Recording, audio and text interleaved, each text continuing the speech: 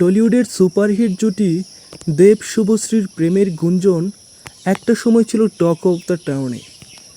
তাদের বিচ্ছেদও বেশ চর্চিত ছিল। সম্প্রতি শুভশ্রী গাঙ্গুলি এসেছিলেন টিভি9-এর পর্দায় তার নতুন সিনেমা গৃহপ্রবেশের প্রচারণায়।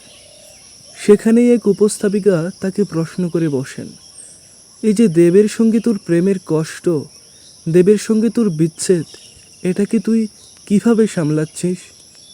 উপস্থাপিকার এই প্রশ্নে রীতিমতো বিরক্ত হন শুভশ্রী গাঙ্গুলি।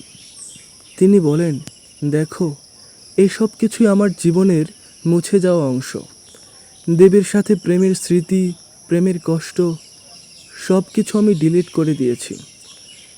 আমার এখন স্বামী, সন্তান, সংসার সব কিছু মিলিয়ে এত সুন্দর সময় যাচ্ছে, জীবনটাকে উৎসব মনে হয়।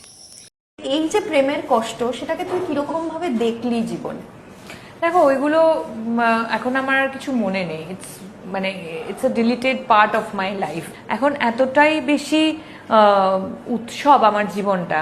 আমার আমার মেয়ে, আমি নানি নেই বলতে শিখে গেছে অলরেডি, 18 মাস বয়স। শুভশ্রীর এই মন্তব্যকে ঘিরে দর্শকদের মধ্যে চলছে আলোচনা সমালোচনা। কেউ বলছেন, মুখে যতই বলুক না কেন, মনের মাঝে লুকিয়ে থাকা চাপা একটা কষ্ট কাউকে দেখানো যায় না।